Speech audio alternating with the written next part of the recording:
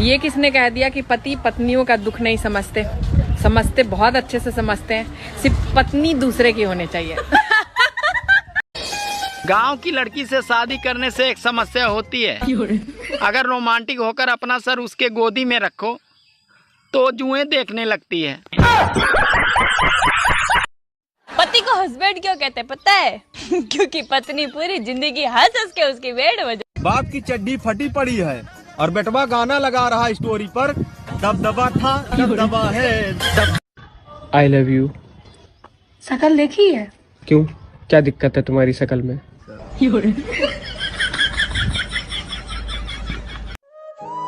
पहले नानी दादी के घर बच्चे पैदा होते थे, इसीलिए वो बार बार नानी दादी के घर जाते थे।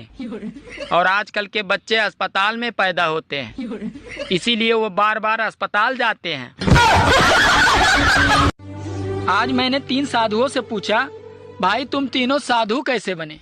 तो तीनों एक साथ बोले, अरे हम साधु से पहले हम तीनों साधु थे। सोचा था 2 शादियां करूंगा, एक पीटेगी तो दूसरी बचाएगी। रात को सपना देखा, साली एक ने पकड़ रखा था तो दूसरी पीट रही थी।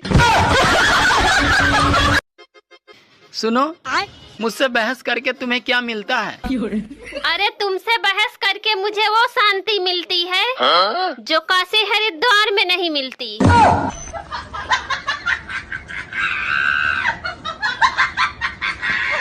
आपकी शादी हो गई? हाँ हो गई है। किससे हुई?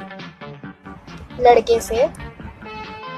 हाँ तो मैडम शादी तो लड़के से ही होती है ना? नहीं, मेरे भाई की तो लड़की से हुई है। मौसम विभाग अगले कई दिनों तक आंधी और तूफान की चेतावनी दे रहा है। अगर छत पर कोई काम हो तो बीबी को भेजें, क्योंकि तूफान का मुकाबला तूफान ही कर सकता है। अगर गर्मी ऐसे ही पड़ती रही तो मुझे मजबूरन दूसरा ब्याह करना पड़ेगा, ताकि ससुराल से फ्रिज, कूलर और एसी तो मिल सके, क्योंकि पहली शादी में मुझे सिर्फ पलंग ही मिला था। सुनना, एक बात पूछनी थी तुमसे।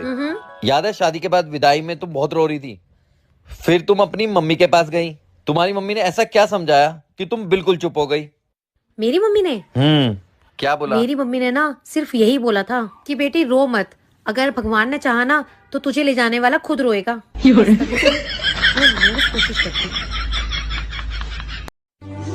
जब घर में बच्चा पैदा होता है तो माँ कहती है इसकी नाक तो मुझ पे गई है, पापा कहते हैं इसकी आंख तो मुझ पे गए हैं, चाचा कहते हैं इसके बाल तो मुझ पे गए हैं, बुआ कहते हैं इसकी स्माइल तो मुझ पे गई है। और वही बच्चा जब जवान होकर कोई लड़की छेड़ देता है तो सब लोग यही कहते हैं, पता नहीं साला ये हरामखोर किस पे गया है। मैं आपको एक गाना सुनाऊं? सुना दे भाई। पहले बोलो, गुस्सा तो नहीं करोगे? अरे नहीं करूँगा भाई, सुना दे। ठीक है। तुझको लगाऊंगी मैं खींच के।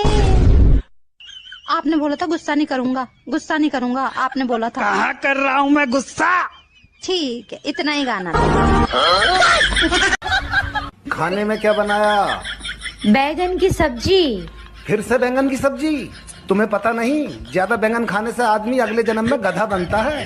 तो ये बात तो तुम्हें पिछले जन्म में सोचनी चाहिए थी। सुनो, आई लव यू। सूरत देखा है? नहीं, बस एक बार अहमदाबाद तक गया हूँ।